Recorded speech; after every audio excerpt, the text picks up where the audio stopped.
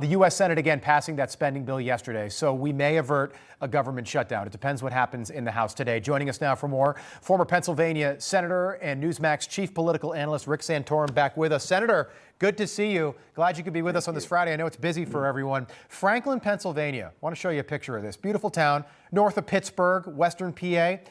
19 degrees out there, which is, I'll tell you what, half the country would love 19 degrees. A lot of the country is in single digits or below zero right now. So hope you guys are bundled up and you've got the heat on. Yeah, Franklin is a beautiful old oil town that's not too far from Oil City and the Drake Well. So that's oil country in Pennsylvania for about 120 years. So they're used to this kind of weather up there. I knew you'd know that, Senator. Okay, so the bill includes $410 million for border security for, let's read the 5 countries: Jordan, Lebanon, Egypt, Tunisia, and Oman. I encourage you to look at a map and try to find Oman. It's below Saudi Arabia. It's on the water.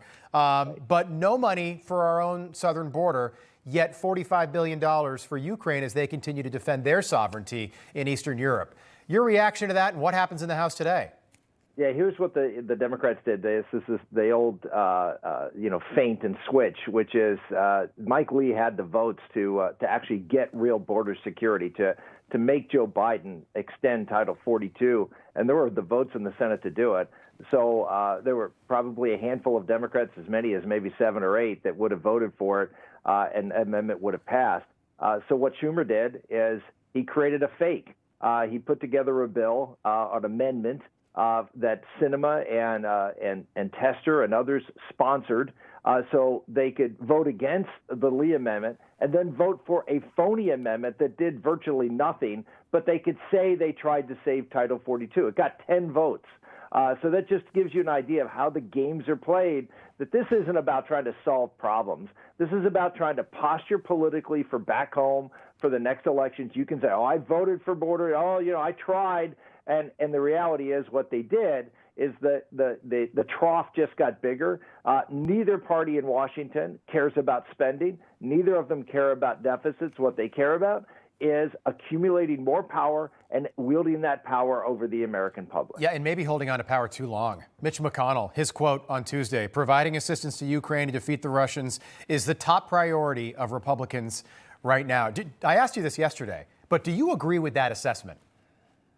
Well, I agree. Look, I do agree it's a priority because there's a war going on. Absolutely. And it's a war going on against but is it the top priority? No, I would say it's one of the, it may be that right now the top national security priority, because number one, we have to provide aid to Ukraine is also that aid to Ukraine also supplies weapons for us to bring back our stockpile to normal levels. I mean, we're low in the number of munitions we have because we've sent so many over to Ukraine, and we need to resupply them. Plus, we need to have weapons available because it looks like China, a more bellicose China, is threatening Taiwan. Look, the reason a lot of Republicans voted for this bill was because not just Ukraine, but the entire defense provisions, which was over a 10% increase from what Joe Biden requested. And that was an important priority for a lot of Republicans who are concerned about the national security of our country and the state of our Defense Department and our military. So there were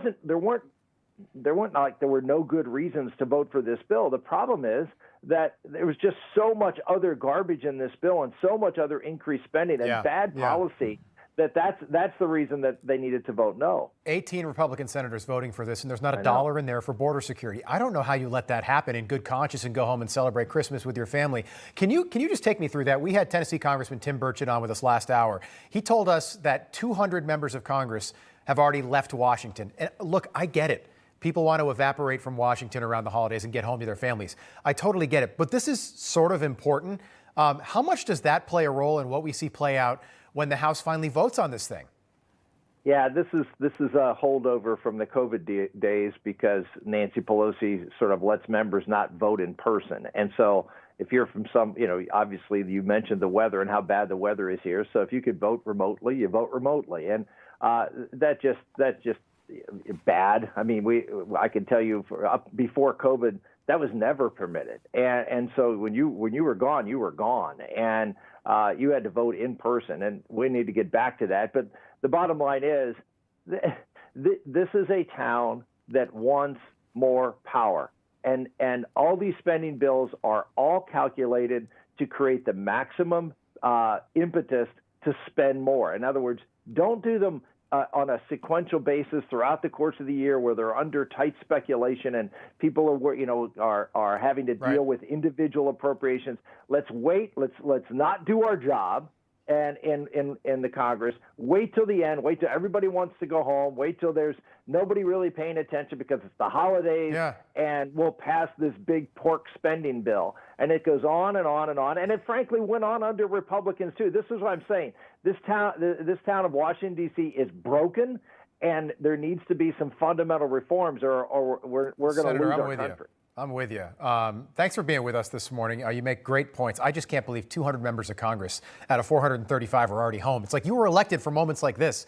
This is why you go to Washington. All right. Senator, we'll do it again next week if I don't see you. Merry Christmas. Happy New Year. Thanks so much for being with us. Yeah, thank you, Rob, and Merry Christmas to you and everybody out there. And I got to say, you're the hardest working man in the news business here on the last, right Tell here, my right bosses. up to Christmas. Yeah. Thanks, Senator. Okay, I will. Okay, take care. No crooked establishment. None of that Twisting the truth. No talking down to me. Don't tell me how to think. Don't tell me how to think. Don't tell me how to think. I trust Newsmax. Newsmax. They don't tell me how to think. They let me decide. Newsmax. real news For real people.